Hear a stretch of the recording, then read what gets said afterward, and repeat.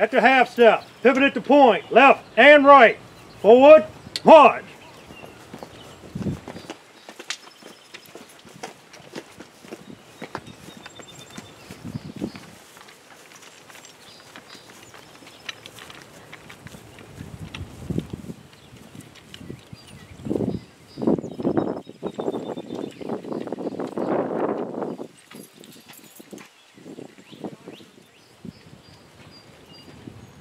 Parade, press.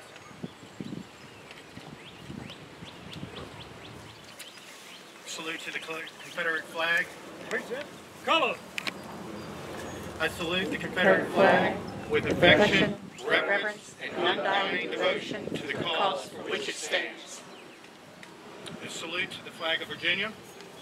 I salute the flag of Virginia with reverence and patriotic devotion to the mother of states and statesmen, which represents the old Dominion where liberty and independence were born. Please join me, if you like, in our state song. Carry me back to old Virginia. There's where the cotton and the corn and taters grow. There's where the birds warble sweet in the springtime. There's where this old darky's heart ere long to go. There's where I labored so hard for old Massa, day after day in the field of yellow corn. No place on earth do I love more sincerely than old Virginia, the state where I was born. I'd like to welcome each of you here today as we gather on this Confederate Memorial Day. I don't know if you all realize it, but in Virginia, May 10th is Confederate Memorial Day, designated such as it was the day that Stonewall Jackson had died. And when it came time to decide that here in Virginia, that's what we picked. Kind of like in the war itself, we had a hard time all agreeing which day was going to be Confederate Memorial Day, but for Virginia, we chose the 10th. The Virginia Flaggers have long wanted to revive what was at one time a grand tradition here in Richmond, and we sincerely hope that this will be the first of many such services.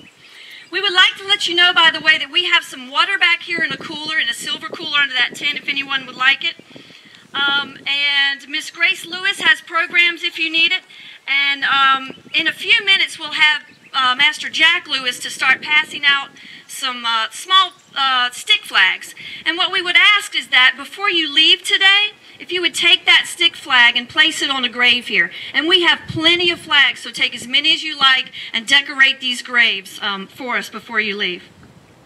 For many of us, gathering here today is personal. Yesterday, a new marker was erected for Grace and Jennings' ancestor, Henry Jennings. He sits right under the shade of that cedar tree. We invite you all to go take a look at that before you leave today. Over near the gazebo, my mother actually just asked me about it. There's a bronze placard marking the grave of my great-great-grandmother's first husband, Matthew Rainey. My great-great-grandfather married his widow when he returned to Mecklenburg County from Elmira prison camp.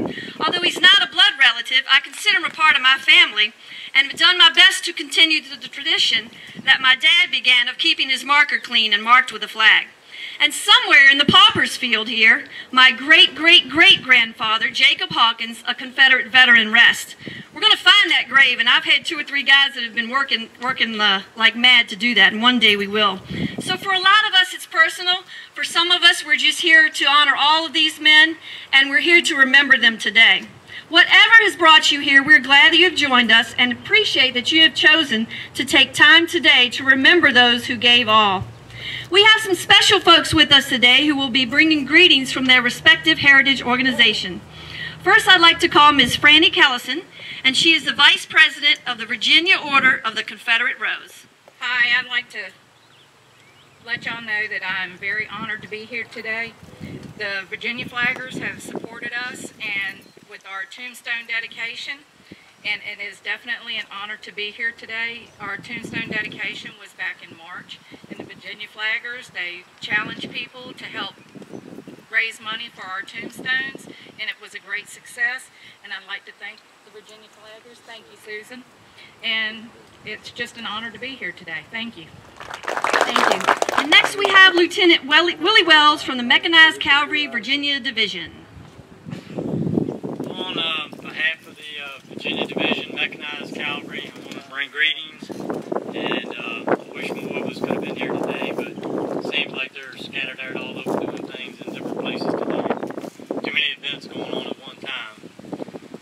Today is a special day for me also because my ancestor, one of my ancestors, William T. Wells, is buried just past the gazebo here where you see the 3x5 flag flying. He was mustered into service in Lynchburg in July 1861.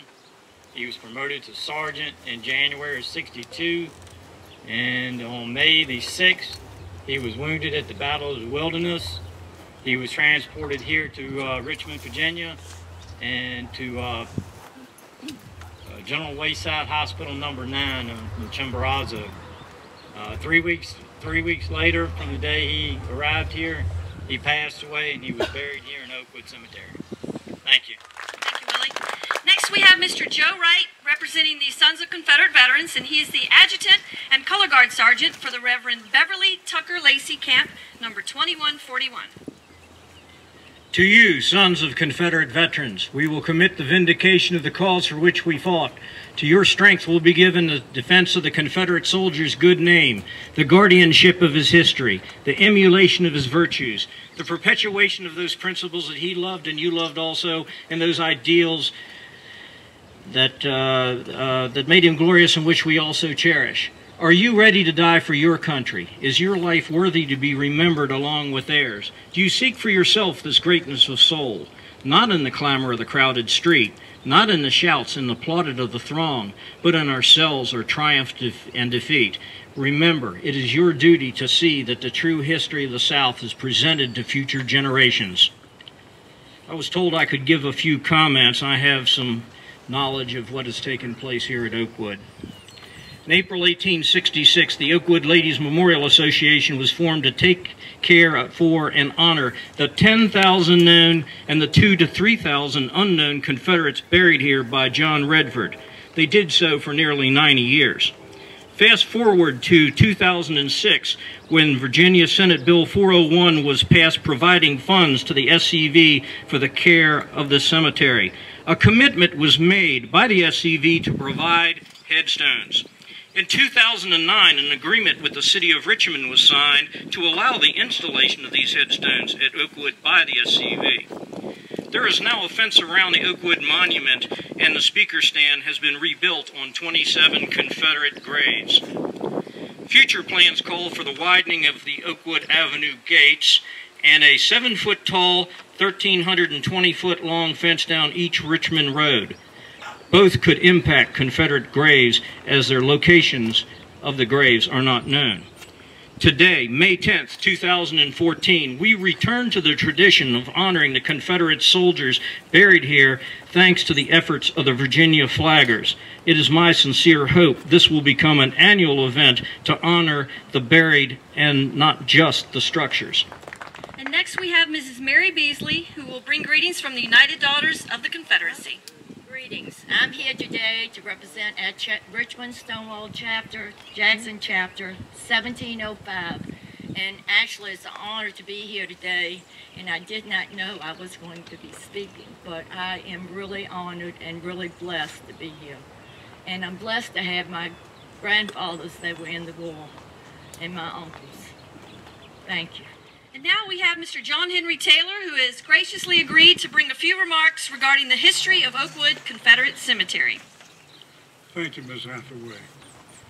Good afternoon, everyone. We're gathered here in this place of honor today to remember and honor the roughly 12,000 Confederate dead who lay at rest. At the beginning of the war of the Federal invasion, Richmond was a fairly small city, much smaller than our sister city, Petersburg, to the south. Almost overnight, the population of Richmond began to swell, putting a strain on all of our local resources. As the war progressed, Richmond became a center of hospitals to care for our Confederate wounded, the largest of which was Chimborazo, which lays just about 9 blocks south of where we now stand. As the war raged on, citizens along Chimborazo Boulevard and Oakwood Avenue complained that they could get no sleep at night for the constant sound of the wagons going back and forth to this cemetery, hauling the dead bodies of our soldiers. It was thought that the best time to accomplish this was at night when the citizens were asleep, and the morale would not be lowered any further by the horrendous sight of so many of our dead soldiers. When the wagons arrived here in the cemetery, our boys' bodies were simply stacked up like cordwood and left exposed all night until several city workers, and I say several, probably 3, came in the morning to bury them. Those boys were buried 3 to a grave as quickly as workers could get them underground. Needless to say, the graves were shallow, and sometimes after a heavy rain, parts of their bodies would protrude from the soil. Crude wooden markers were placed on their graves, which quickly deteriorated and became illegible. There's evidence that hundreds of these soldiers are buried under the proposed East Richmond Road fence, and even under the pavement of East Richmond Road. You will notice that most of the visible graves are marked with tiny cobblestones bearing 3 numbers. Those numbers correspond to a ledger book kept in the Oakwood office, which can tell you the name of the soldier in a 3-man grave. Of course, if the office is closed, you have no way of knowing who is there. But according to the Obama administration and the Veterans Administration, these graves are considered properly marked, even though there's no tombstone, no name, no rank, no date of birth, no date of death, or unit displayed, as it is on the federal graves. Those were indeed unhappy days for all the folks in this neighborhood. There was a light at the end of the tunnel, though, and as always, we can depend on our young people to bring us to a lighter side of life. In those days, the formation of Richmond's first 2 street gangs occurred. About 2 blocks east of where we stand, there's a valley that's now known as Fulton Bottom. But during the war, it was known as Butchertown. It got that name because it was an area mostly of all shanty houses where butchers conducted their business. They'd be slaughtering cattle, whatever, and that it became known as Butchertown. But it was mostly a great area for the poor of Richmond to live. It was an integrated area. Folks living there worked every day on a subsistence income. The boys from that area took the name of the Butcher Cats. It was the name of their gang. Yeah, the other gang lived right here, on the top of the hill. The name of that gang was the Hill Cats. You had the Butcher Cats and the Hill Cats. Well, one way that these young boys kind of got away from the sadness associated with Oakwood, they would do just as most of us did as children. We played war. Big side. Somebody had to be the Cowboy, somebody the Indian, somebody the Confederate, and somebody the Yankee, somebody the GI, and somebody the Nazi soldier. Well, it was no different in those days. These boys would get together, and one of the boys in the Hillcats was none other than the son of President Jefferson Davis. Yeah. All these young boys did was play war. They would usually find a vacant field and array themselves in line of battle, shouting insults to the enemy, doing battle by throwing dirt clogs at each other. No one ever got hurt. Great fun was had by all. No one really cared that these young boys were playing in a vacant lot. Until one day, the unspeakable happened. One of the boys, is unknown whether it was a hill cat or a butcher cat, uttered the dreaded D word.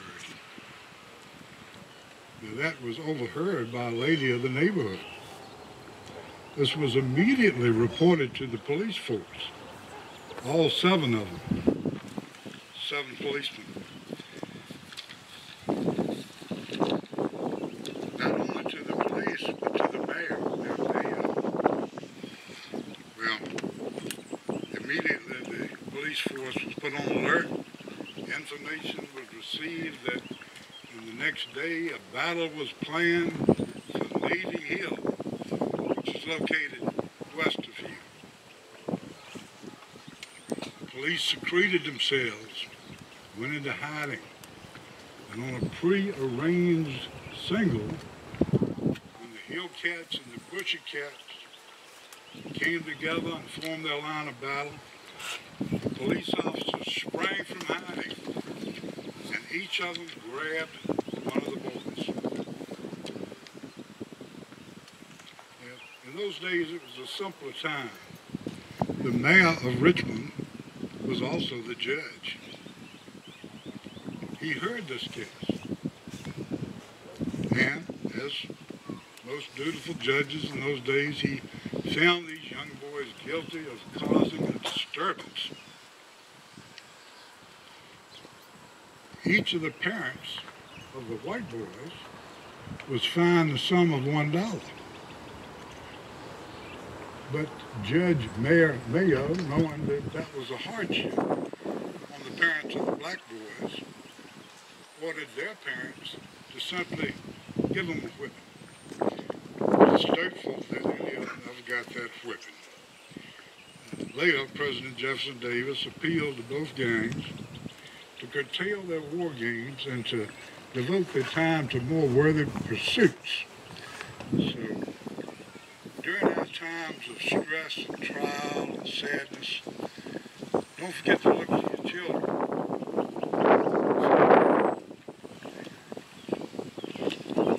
Thank you, and I would also like to bring greetings from the General Robert E. Lee Camp, number 1589 of the Sons of Confederate Veterans, to our friends of Virginia Flaggers. Those of you who know me are likely well aware of my affection for Virginia's own Jeb Stuart. I first met our keynote speaker at the SCV National Convention in Murfreesboro, Tennessee, and I believe my heart skipped a few beats when he knelt down in full uniform to greet me. Since then, I've come to have an even greater respect for Mr. Jones as I learned of his hard work and dedication to the SCV and heritage preservation. I was absolutely thrilled when he agreed to come here to speak today. At this time, I'm going to call Virginia Flagger Mrs. Pam Stalnaker to come and introduce Mr. Jones. It is my honor and my pleasure to introduce Wayne Jones. Wayne retired from the U.S. Army in 1990. For the next 20 years, he worked with many public and non-profit organizations in the golf industry, promoting them through video media and golf tournaments. He is now retired and doing what he loves best, serving his brothers in the Sons of Confederate Veterans and working to preserve the Southern heritage. He is a life member of the Sons of Confederate Veterans and the South Carolina Division, where he has held various camp division level positions and is a past camp commander. He is the current 5th Brigade Commander of the South Carolina Division and recently announced his candidacy for the position of Commander of the Army of Northern Virginia. Wayne has earned numerous social, fraternal, and FCV national and division awards for his work as a living historian. Wayne and his wife Pam have done extensive research and study on the life and times of General James Hill Brown Stewart and his wife Laura Cook Stewart. They now travel and present their thoughts and understandings of General Stewart throughout the country.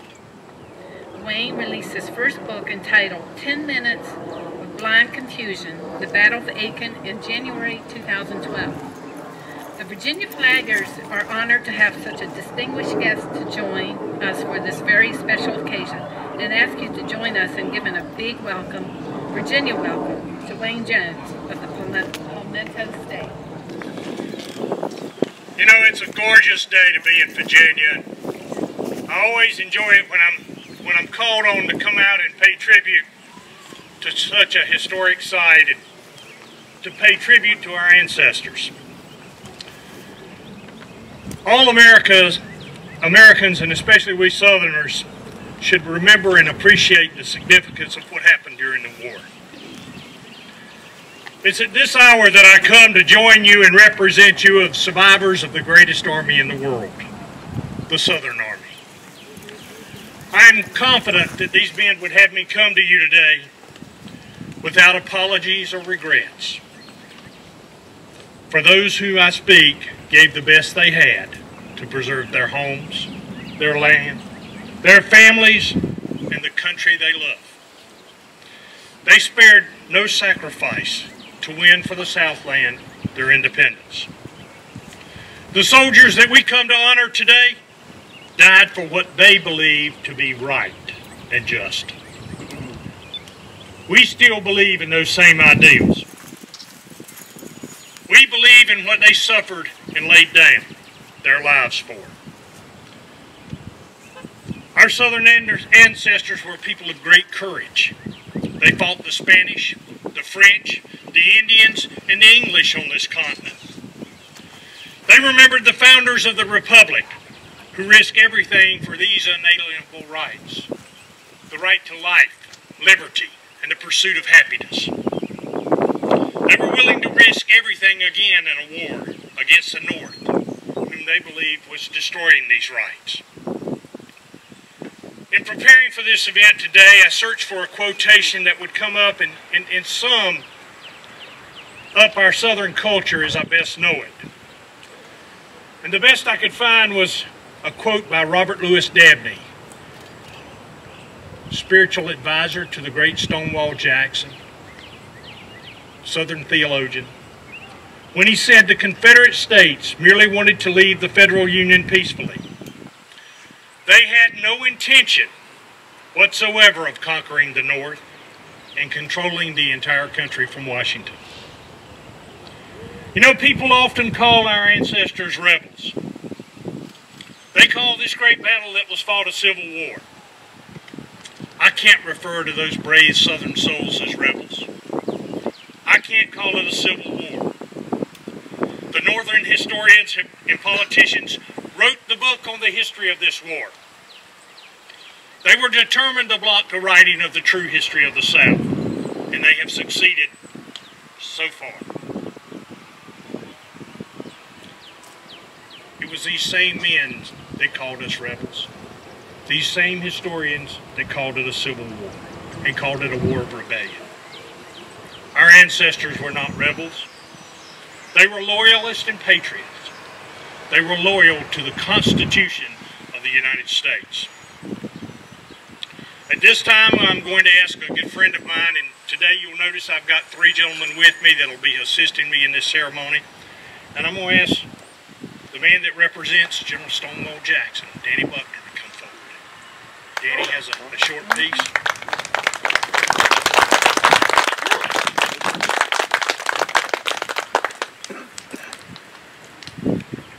Thank you, ladies and gentlemen, for allowing me to be here. They came from the mountain regions of Old Virginia. They came from her valleys and the Blue Ridge. They left their homes in Tennessee, rich farmland and mountainous plateau, and came to answer her pleas. The sons of South Carolina, low country, came to her defense. The coastal waters guarding her shore beckoned them. The North Carolina mother sent her Tar Heels to fall in her honor. She too heard the voice of the yesterday's martyrs. 1 out of 4 would not return. Florida offered up her sons in her name. Mississippi sent them in her defense from the cotton fields. Alabama could not be contained and sent her boys to answer the voice of freedom's call. Louisiana sent her tigers in full regalia in honor of those who fought in the first fight for freedom. Texas sent her boys with their Southern Star leading the way as Bonnie Blue played upon the wind. Georgia gave the peaches of her womb and prayed they would return with sweet taste of victory. Many remain behind as a reminder of their total devotion to her. Arkansas sent her sons to follow the drums of Dixie. They came from the hills and hollers of Kentucky. They came where the grass was so blue. Missouri sent her share, but she was restrained by oppression. They still came. Maryland divided her sons as tears for both fell upon her soul. They were white men, black men, free persons of color, Native American, Spanish, Jewish, and Oriental. They came from other countries such as England, Scotland, Ireland, Germany, and Canada. They all felt the greatness of the soul calling. They all knew the cost. Still they came. They came for one reason, and one reason alone: love. It was their love of God, country, and honor that called them. For on the fields of honor, the sacrifice of man and women is the very essence of the act of love. John 15:13 states, "Greater love has no man than this, that a man lay down his life for his friends." Though I love the Union, I love Virginia more, became the battle cry for our heroes from that state. Those men and women of yesteryear knew well what their calling might cost. But as all soldiers do, some gave all gave some, and all because of love. Those mighty men of the 1st Brigade, those men of the Shenandoah, those men of the South, those men that believed and fought for what was right, those men we honor today.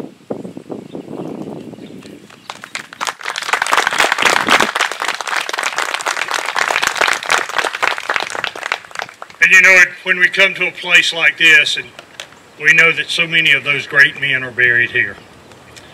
But we must not forget the words of Alexander Stephens, the Vice President of the Confederate States, who wrote that the real object of those who resorted to secession was not to overthrow the government of the United States, but instead to perpetuate the principles of law upon which it was founded. Our great General Robert Edward Lee summed it up by saying all that the South ever desired was that the Union as established by our forefathers should be preserved, and that the government, as originally organized, should be administered in purity and in truth. The war that followed From 1860, and I say 60 because that's when it really started, to 1865 was a deadly struggle. It was not a question of courage, but of resources, of endurance, of superior numbers. And it was not decided on 1 or 5 or 10 or 100 or even 1,000 battlefields. These graves are here to remind us of a history of suffering, because it reminds us of devotion of our ancestors. Today, not only do we come to pay tribute to those brave souls and to their history, but to rededicate ourselves to a pledge and a prophecy. These graves are here to remind us of a history of suffering, because it reminds us of a devotion of our ancestors. It begs us to remember a pledge, because it seeks assurance that the North and the South have clasped hands across the patricidal grave. And it serves as a prophecy, because it promises the hope of a blessed future in which sectional hate shall be fully transmuted into fraternity and goodwill. Ladies and gentlemen, it'll take a lot to make all of this happen, but we continue to work on it even today. It's been said, and it's probably true, that there are more monuments erected to commemorate the Confederate soldiers' valor than any sacrifice of a soldier that was ever shown. We continue to erect these monuments in places like this as a tribute to our dead, who for 4 years fought a government and a battle, who were suppressing them of their ideals and their beliefs. The great Winston Churchill made a comment that's very true to your organization. The flags of the Confederate States of America were very important and a matter of great pride to those citizens living in the Confederacy. They are also a matter of great pride for their descendants as part of their history and heritage. When General Lee at Appomattox chose to cease fighting, and he advised his tired and hungry and ragged followers to accept their destiny, he only wanted them to assume their place at home and try to maintain a household, provide for their family, and return to life as an American citizen.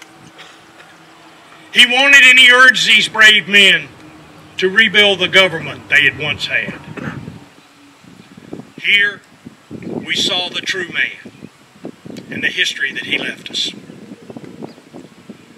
We also saw the skill of the leaders, the patience and the perseverance, and the valor of the soldiers on both sides, for they have crowned the American volunteer with a history that will brighten as centuries come and go. We could have pursued no other course without dishonor. And as sad as the results have been, if it all had to be done over again, we should be compelled to act in precisely the same manner. General Robert E. Lee. Remember, ladies and gentlemen, the noblest men are not necessarily the men that held the offices. The most heroic men in the Confederate Army were the men that carried the guns. They marched, they starved, they suffered, they hungered, they went without clothing, and they fought battles in this manner. But they were brave and loyal, and hopeful and courageous to the end. They never faltered in their fidelity to their country and the duty they had. They remembered what the great Stonewall Jackson had said.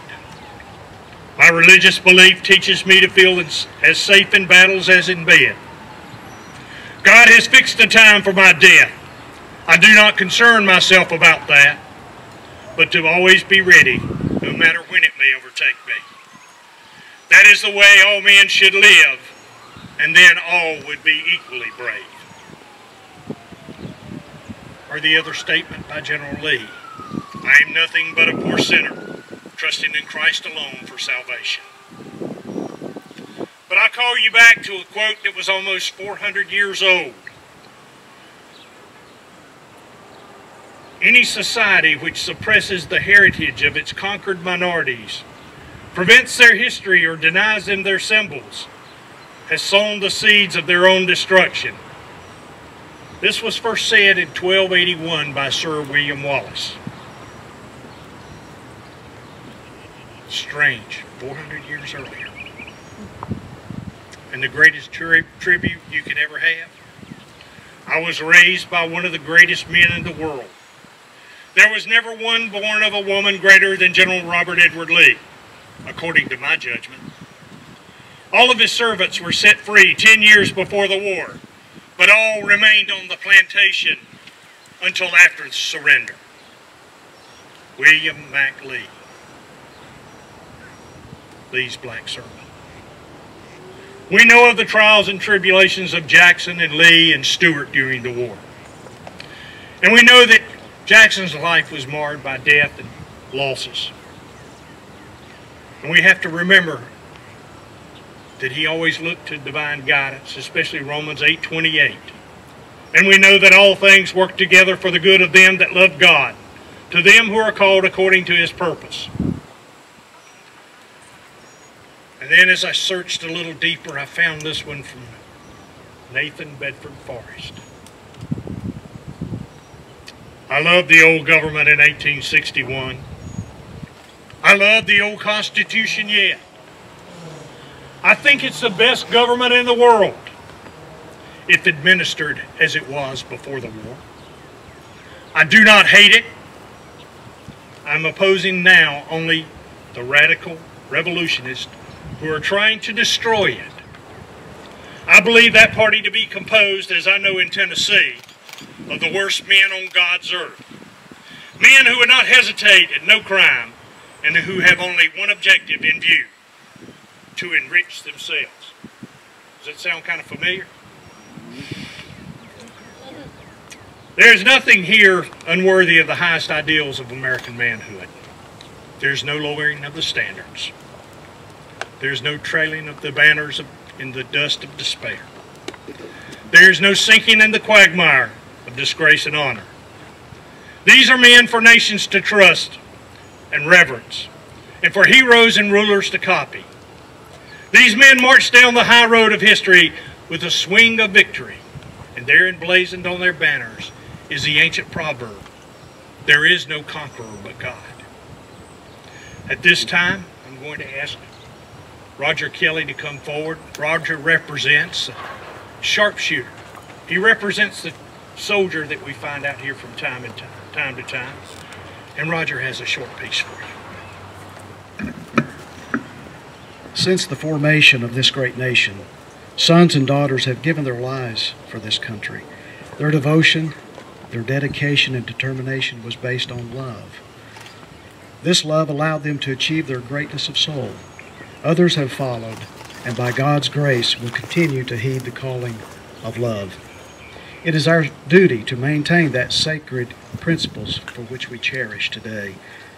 The following was supposed to have been found on the body of an unknown dead Confederate soldier.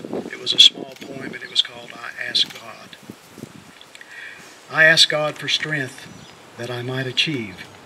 I was made weak that I might learn humbly to obey. I ask for health that I might do greater things. I was given infirmity that I might do better things. I ask for riches that I might be happy. I was given poverty that I might be wise. I ask for power that I might have the praise of men. I was given weakness that I might feel the need of God. I ask for all things that I might enjoy life. I was given life that I might enjoy all things. I got nothing I asked for, but everything I had hoped for. Almost despite myself, my unspoken prayers were answered. I am among all people most blessed. I pray that we never forget those who love their God, their country, and their honor. Never forget that they were willing to make the supreme surrender for the greatness of soul. All they did was for love and honor by serving God and their country. Thank you, Roger. On the north side of the memorial at Arlington Cemetery is a simple inscription. Not for fame or reward, not for place or rank, not lured by ambition or goaded by necessity, but in simple obedience to duty, as they understood it. These men suffered all, sacrificed all, dared all, and died. You know, President Reagan had a comment that he used to use on freedom. And he said, freedom is just one generation away from extinction. We don't pass it on to our children in the bloodstream. We have to fight for it and protect it. And then hand it down to them so that they shall do the same. Or we're going to find ourselves one day in the sunset of our years telling our children and our children's children about a time in America back in the day when men and women were free. Ladies and gentlemen, I ask you to think about this, and then I ask you to substitute history for freedom. We found that our educational programs are lacking. We found that the memory to our soldiers is falling by the wayside. It's time for us to take up the task and start telling our children and our children's children about the true history of the South. Today our challenges are with those that would wish us have us to forget about our commitment to our ancestors and to our beliefs, even though we know they were right and just. Soldiers from all wars became brothers in arms. Their battles were always fought with the enemy in their sights. Their time together was always a special time, a time of bonding. And just as Stuart had Sweeney and his men, they always had time for each other. No matter how hard the times or how difficult the battle, or how limited the resources, they shared with each other. The haversacks were brought together and the food was placed together, and they shared the tents. They shared everything they had, even when it was down to nothing but bare feet. But even in time, they took time to care for each other as only a brother could. At this time, I'm going to ask the leader of the Army of Northern Virginia for us today, David Chaltis, as Robert Edward Lee, to come forward. I think he has a few special words. You know, I've always found this man to be especially spiritual and guiding to me in his words, and I think the message you find today will be most appropriate.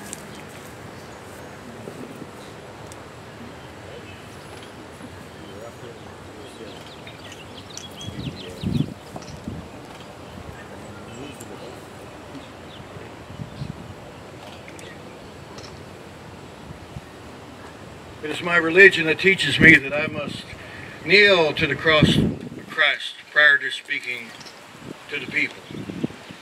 Compassion. You know, there is a tradition that was carried on by General Stewart, General Lomax, General Jackson, all the men that you see before you and that lie in this hallowed ground. There's a tradition. And there's an old tradition, for you see it started at the cross of Jesus Christ. As he hung between heaven and earth, suffering for our sins, nailed to a cross, he cried out, "Forgive them, for they know not what they do." He cried out, "Have you abandoned me? Have you forsaken me?" And then his humanity cried out, "I thirst." And the Bible says in Matthew 28:47 that upon hearing this, the centurions looked up, and one man dipped a sponge in the vinegar, put it upon a reed, and put it to the lips of Jesus. Compassion.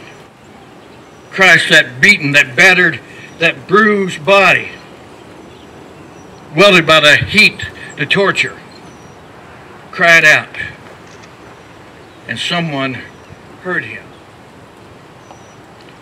That reminds me, ladies and gentlemen, of another time, another story.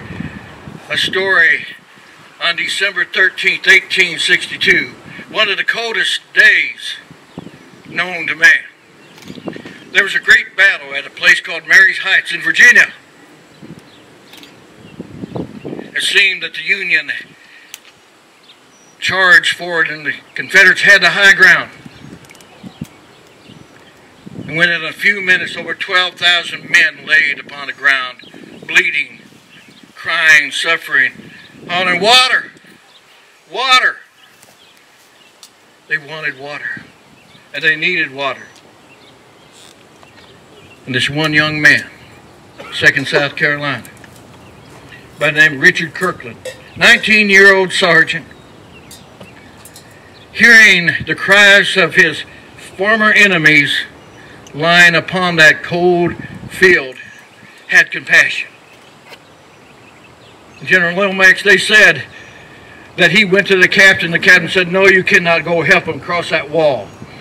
He would not be contained. He went all the way up to General Kershaw, and finally, through his persistence, he said, "You can go, but we will have no truce." And I can just see that young man saying, "If I die, I die serving Christ in compassion." And they said the boys along that line was aware of what he was about to do. And they gave him one last hurrah as he gathered the water from the well of Widow Stevens's well. And upon a signal, he went across that great divide, that wall. And I can just see it now if I look over this field of hollowed ground. Those Union boys seeing that young Confederate soldier and putting the rifle up and pulling the trigger. If any of you have been in a battle on a cold day, you see the fog meandering, the smog meandering over the field, and it takes a moment for it to clear. And what they saw was a young man upon his knee, holding a former enemy and pouring to his lips water. Water. And the Union saw what was happening. And one captain on the Union side stood up and said, "That man's too brave to die. We have an angel among us. He is among us." And it passed all up and down the line. And for an hour and a half, General, he was allowed to go back and forth, taking care of them. And the next day, because of his effort, both sides allowed the barriers and the carriers and all these people minister to the needful people. My God, tell me one man cannot make a difference. Tell me one woman cannot make a difference. And there's one more story. It happened November 19th, 1863, a place in Tennessee, a place called Fort Sanders. And at Fort Sanders, there was this terrible battle, and General Longstreet had came to this fort unaware that there was a 20-foot drop ditch that had been built. He had seen some men crossing about waist high, and they crossed on the little plank and misread, and he sent 5,000 men forward. And when they fell into that valley, they couldn't get out. And they were tossing hand grenades. They was tossing cannonballs in there, killing, till an unknown Confederate soldier couldn't stand it no more. And he grabbed a canteen and ran for it, all the bullets flying. And he administered to those in there. And one soldier looked down, Union, 79th New York, and he saw what was going on, and he gave hurrah. And all along the Union line, they gave and cheered this unknown soldier for what he did. the canteen. For you see, water represents the living water of Christ. You see, the water that we have represents renewal, purity, and the best of men and women in the worst of time. There's that living water that we can share. No, we must share. It's that water of life, and represented by something that Private Butternut is carrying. And at this time, I'd like to share with you, we drank from the same canteen, not drinking from this, but symbolically giving this water to those thousands upon thousands of soldiers here.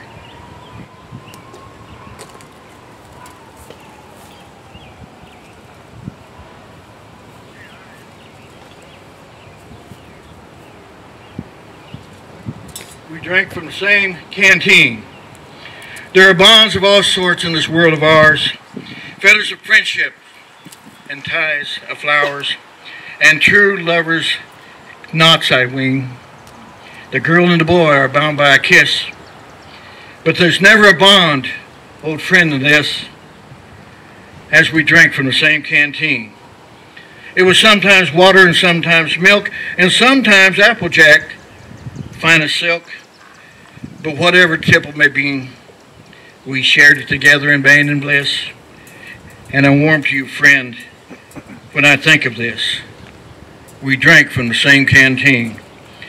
The rich and the great sit down to dine. They quaff to each other of their sparkling wine from glasses of crystal and green.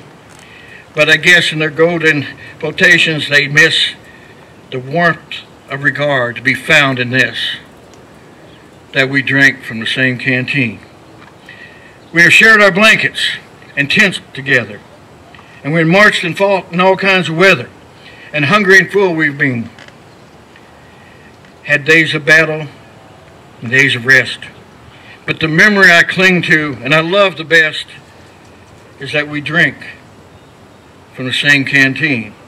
For when wounded I lied upon the center slope, with my blood flowing fast and no little hope, upon which my faint spirit could lean. Oh, then I remember you crawled to my side, and bleeding so fast, it seemed both must have died, for we drank from the same canteen. Ladies and gentlemen, for God, for country, and if you're a veteran, proudly raise your hand. For you, upon your shoulders lies this very freedom we have, and we must never allow this flag, this beautiful flag, to be marred again. Are you willing to die for your country? We were, and I am again. God bless the South, and God bless Virginia.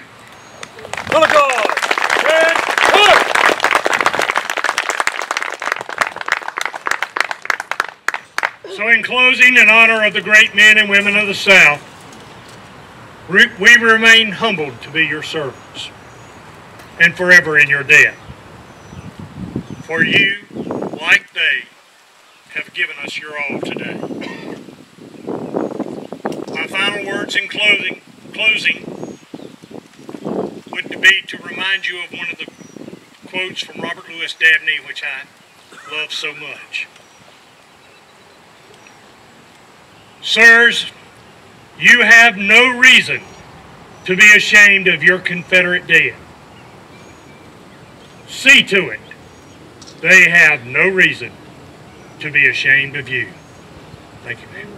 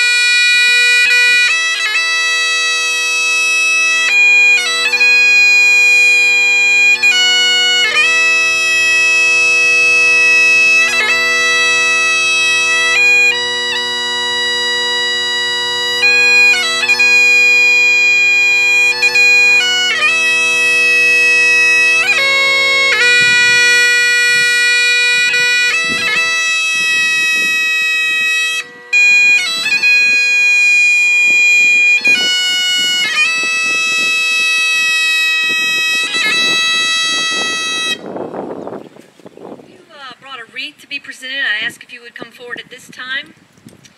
And I'm going to ask Marvin Stallnaker to come and introduce those who are presenting wreaths. I want to thank you, Ms. Hathaway, for allowing me to be up here this beautiful morning in the land of Dixie. Feel that sweet Virginia breeze. My name is Marvin Stallnaker. I'm a proud member of the Virginia Flaggers here. Also a member of the Edmund Ruffin's Sons of Confederate Veterans Camp. And I will be presenting the wreaths here. First we have the Virginia Flaggers wreath presented by Karen Cooper.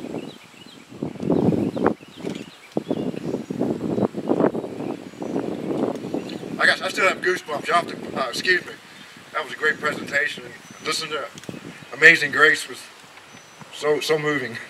Next we have the Edmund Ruffin's Fire Eaters Camp, presented by Jim Tingle.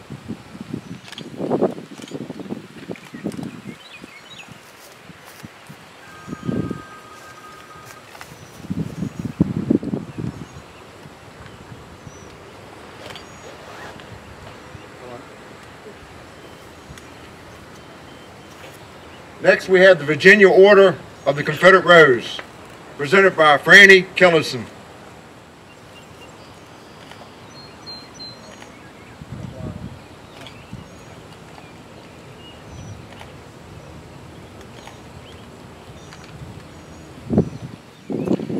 Next we have the Robert E. Lee Camp, number 1589, Sons of the Confederate Veterans, presented by Blair Perot.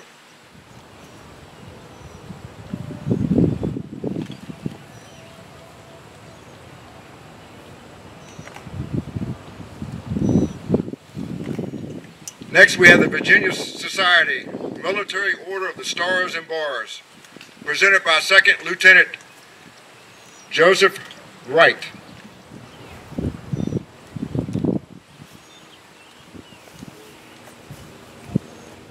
Next we have the Garland Rhodes Camp, 409, Sons of the Confederate Veterans, presented by Commander David Smith.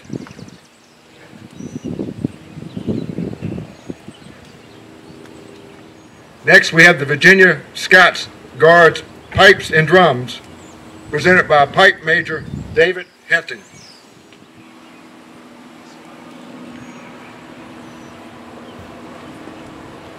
And last but not least, we have the Mechanized Cavalry, presented by Ryan Kellison.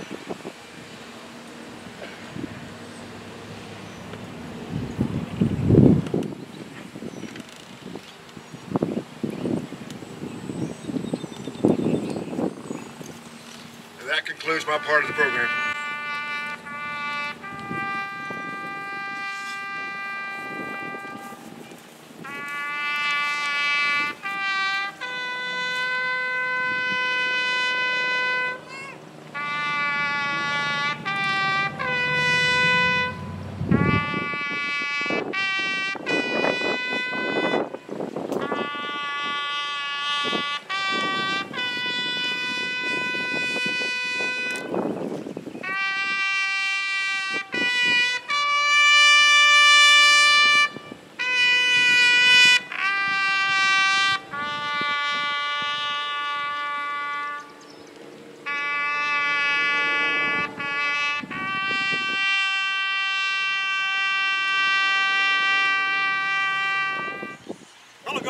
Left and right, face. At the half step, pivot at the point, left and right, forward, march.